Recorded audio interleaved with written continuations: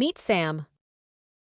Sam is a marketing coordinator who often partners with local restaurants to promote their menus. Today, Sam worked so intently on a promotion idea for Papa Italy, a popular Italian restaurant in town, that he worked straight through lunch. He barely had time to scarf down a couple of hot dogs from the cafeteria while he continued to work at his desk. After submitting a version of Papa Italy's new menu for review, Sam was craving Italian food for dinner. He decided to cook his favorite Italian dish, spaghetti. Sam started cooking as soon as he got home. He was so hungry.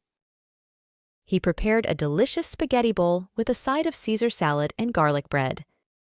Sam ate until he couldn't eat anymore. The food was so yummy he didn't want to stop. Sam was so full after dinner that he wanted to rest. He figured watching TV would be relaxing and would give his belly time to settle. After watching the first half of a soccer match, Sam decided to get a midnight snack before bed. He enjoyed mint chocolate chip ice cream and a cup of coffee while he rested on the couch. Sam ended up falling asleep on the couch as he finished watching the game. When Sam woke up, he noticed a discomfort in his chest. As he walked to bed, Sam kept burping and clearing his throat. He had trouble sleeping that night, and as he lay awake, he realized this had become a pattern. Sam had heard people complain about heartburn before, but he didn't know much about it himself. He decided to Google common facts about heartburn, and this is what he found. 1. Heartburn can also be called gastroesophageal disease, or GERD. 2. Heartburn can be treated by over-the-counter medicines unmonitored, or without a doctor's knowledge. 3. Medicine will fix heartburn, and you don't have to change your eating habits. 4. There is no surgical treatment for heartburn. 5. Stress causes heartburn. The next day, Sam told some friends at work about what he read. Tommy was concerned that Sam was misinformed and recommended Sam visit his doctor for more information. Sam took Tommy's advice and visited a professional. They had a long conversation about the risks of reflux disease and ways to minimize or prevent the damage from reflux. Sam took lots of notes so he could share this information with his friends. This is what Sam learned. First, he realized that the 5 tips Google shared were common misconceptions about heartburn. Heartburn and gastroesophageal disease, or GERD, are not the same thing. GERD is a chronic condition that is identified by stomach acid backing into the esophagus at least once per week. The 2 most common symptoms of GERD are heartburn and regurgitation. Heartburn is a burning sensation or discomfort in the chest that may radiate into the neck. It typically occurs after a meal or when in a reclined position. Heartburn is an acute symptom of GERD. There are 3 types of GERD. Non-erosive reflux disease is the most common type of GERD. Erosive esophagitis is more severe than NERD. Barrett's esophagus is the most severe. The severity of GERD is determined by an endoscopy of the esophagus, stomach, and duodenum. The duodenum is the upper part of the small intestine. Non-erosive reflux disease is indicated by the presence of symptoms, like heartburn and regurgitation at least once a week, without the physiological damage of erosion in the esophagus, stomach, or small intestine. NERD is the most common type of reflux disease, accounting for 60 to 70% of GERD cases. After prolonged exposure to acid, GERD progresses to erosive reflux disease. This is associated with more severe and prolonged symptoms. Erosive reflux disease accounts for about 30% of reflux cases. Barrett's esophagus is a precancerous condition. Prolonged GERD-related symptoms for more than 5 years increase the risk of Barrett's esophagus. This occurs in about 6 to 12% of reflux cases. Barrett's esophagus is characterized by a change in esophageal epithelial cells from squamous cells to columnar cells. Barrett's esophagus increases the risk of esophageal cancer. GERD is one of the most commonly diagnosed digestive disorders in the United States. It has a prevalence rate of 20%, meaning 1 in every 5 adults has GERD. GERD is slightly more prevalent in men than women. Women with GERD are more likely to have non-erosive reflux disease. Men with GERD are more likely to have erosive esophagitis. the risk of developing erosive esophagitis increases as BMI increases. This is likely due to increased intra-abdominal pressure, which has been indicated to increase gastric reflux. The prevalence of GERD varies across countries.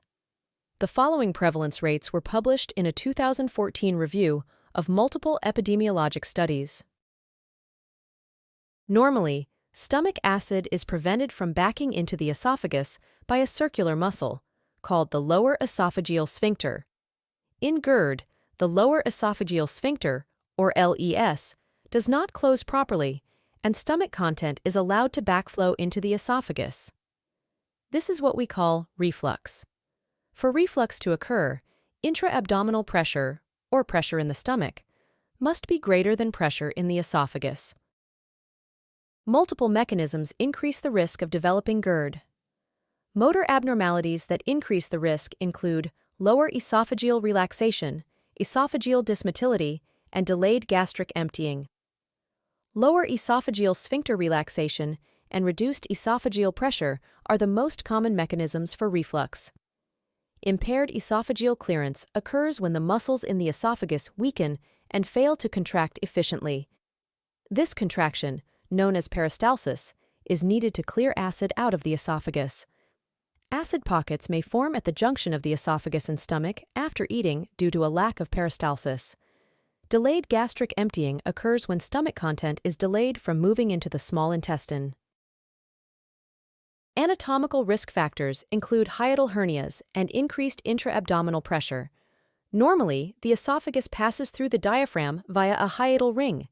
A hiatal hernia occurs when a portion of the stomach slips through the ring above the diaphragm. When reflux occurs in the presence of a hiatal hernia, the gastric contents remain above the hiatus longer than normal and prolong the exposure of acid to the esophagus. The most common symptom of a hiatal hernia is heartburn. Remember that reflux occurs when intra-abdominal pressure is greater than esophageal pressure. Intra-abdominal pressure may increase due to obesity, pregnancy, drinking a lot of liquid with your meal, or chronic respiratory disorders such as COPD. Other risk factors independently associated with GERD include low socioeconomic status, tobacco use, excessive alcohol intake, connective tissue disorders, age of 50 years or older, and postprandial supination, which is laying down after a meal. Certain drugs can also increase the risk of GERD, like anticholinergic drugs, benzodiazepines, non-steroid anti-inflammatory drugs, and aspirin, nitroglycerin, albuterol, calcium channel blockers, and antidepressants. Understanding what GERD is and what risk factors may indicate the condition had Sam questioning how to identify GERD. What were the signs and symptoms? He learned that GERD has a few symptoms that help identify the condition. These symptoms include heartburn, which is a burning sensation or pain in the chest; regurgitation, which is the migration of acidic stomach content into the mouth or upper throat; dysphagia, which is difficulty swallowing; odonophagia, which is painful swallowing; dental erosion; laryngitis; asthma; belching, especially multiple baby burps; hoarseness; and chronic cough or frequent impulse to clear the throat. If GERD continues untreated, it will progress from non-erosive reflux to erosive reflux and eventually to Barrett's esophagus and possibly cancer. Prolonged exposure to acid may cause esophagitis or inflammation of the esophagus, esophageal erosion, ulceration, scarring, stricture, or dysphagia. The first step in prevention or symptom management of GERD should consist of changes in lifestyle, including diet. When lifestyle and dietary changes do not succeed, medications may be incorporated into the treatment plan. Medications are most successful when combined with lifestyle changes. There are 3 goals to dietary changes when preventing or treating GERD. The first goal is to avoid foods that can cause irritation to inflamed tissue. The second goal is to prevent reflux of acidic stomach contents, and the third goal is to decrease the acidity of the stomach contents. Dietary changes that reduce irritation includes avoidance of foods that increase stomach acidity, such as spices, peppers, acidic foods, high-fat meals, alcohol, tobacco, chocolate, caffeine, mint, garlic, onion, and cinnamon. Reflux can be prevented by weight loss if overweight or maintenance of a healthy weight. Avoidance of large meals, instead eat 4 to 6 small meals during daytime hours. Avoidance of high-fat foods. Intake of adequate fiber. Avoidance of alcohol. Avoidance of foods known to increase reflux, as mentioned previously. Increasing high-protein meals. And avoidance of drinking liquids with meals, because this increases intra-abdominal pressure. Intake of certain herbs with anti-inflammatory properties may also reduce GERD-related inflammation. This includes turmeric, licorice, chamomile, and ginger. Stomach acidity can be decreased by avoidance of coffee and other caffeinated beverages, especially on an empty stomach. Avoidance of alcohol and use of antacids also decreases stomach acidity, as well as chewing gum. The increased saliva production from chewing gum coats esophageal cells and provides a protective barrier from the acid. Lifestyle modifications can also reduce reflux. Avoid lying down 30 to 60 minutes after eating. Minimize vigorous activity and bending immediately after eating. Avoid wearing tight-fitting clothes, like belts or spandex. And avoid cigarette smoking or alcohol. Instead, try to finish eating dinner and any after-dinner snacks 3 hours before bed.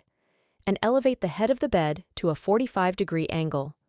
An easy way to do this is by placing a 2x4 between the mattress and box spring across the head of the bed. There are 4 main classes of medications used to treat GERD.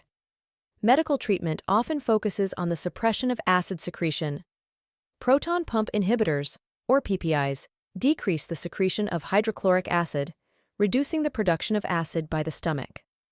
Histamine 2 receptor antagonists, or H2 blockers, decrease the secretion of gastrin, affecting histamine levels and HCl levels. Antacids buffer gastric acids in the esophagus and stomach. Prokinetics agents stimulate propulsive contractions of the stomach. This is used to decrease delayed gastric emptying. 5 to 10% of patients with severe GERD do not respond to medical therapies. When lifestyle changes and medical therapies fail, some individuals may be advised to undergo surgery to prevent further damage from reflux. Fundoplication is a surgery that takes the fundus, the top portion of the stomach, and wraps it around the lower esophagus. After the fundus is wrapped around the lower esophagus, it is sutured in place to limit reflux. Unfortunately, this surgery has an 18% failure rate, requiring a repeat operation. After listening to his healthcare provider, Sam realized that he has been experiencing risk factors for GERD. He decided to take steps that help prevent erosive damage. He started with 4 simple goals. First, Sam plans to eat dinner 3 hours before bed and eliminate his late-night snacks. He is also going to limit his intake of chocolate, mint, and acidic foods like tomatoes and citrus fruits. After dinner, he plans to wait 30 to 60 minutes before laying down to watch TV. Instead, Sam intends to take a short walk around the neighborhood. Sam's 4th goal is to reduce caffeine intake. He wants to continue drinking his morning coffee, but plans to eliminate caffeine intake after noon. Sam went back to work and thanked Tommy for recommending a healthcare professional's advice. Sam told everyone that the 5 tips he learned from Google were all common misconceptions about heartburn. Sam told everyone that heartburn and gastroesophageal reflux disease are not the same thing. Heartburn is actually an acute symptom of GERD. While there are medications that treat the symptoms of reflux, Sam learned that the best form of prevention and treatment is often lifestyle changes. Even when medications are included in the treatment plan, it is in combination with lifestyle and diet changes, such as avoidance of trigger foods, reduction of tobacco and alcohol use, weight loss in overweight and obese individuals, and elevation of the bed when resting. It is very important that your healthcare provider always be made aware of any medications that you are taking, even if they are over the counter. Sam even learned that stress does not directly cause heartburn or reflux, but it can contribute to increased risk factors of reflux. If you have experienced some of the same signs as Sam, maybe it's time to speak with your doctor and discuss prevention of reflux. Thanks for listening to Sam's story. For additional resources, please speak with your healthcare provider and see the following links.